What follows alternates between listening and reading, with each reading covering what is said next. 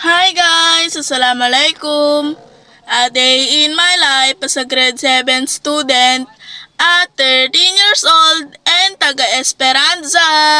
So for today's video is may sasabihin nga po pala ako sa inyo guys. And ngayon habang wala pa akong pasok is papalitan ko muna ang aking pagbo-voice na parang kunyari, hi guys, a day in my life as a grade 7 student at 13 years old and taga Esperanza. So ayun, napagsasalita ko before ako mag-vlog is papalitan ko muna kasi wala pa man klase and papalitan ko kasi diba nagatulong ako sa aking parents.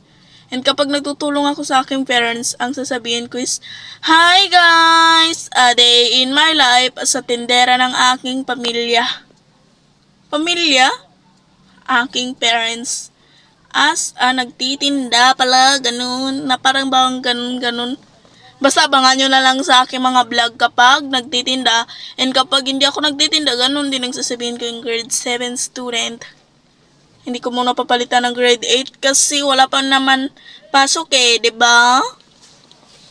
And ayun lang, sinabi ko lang naman sa inyo yon and bye-bye!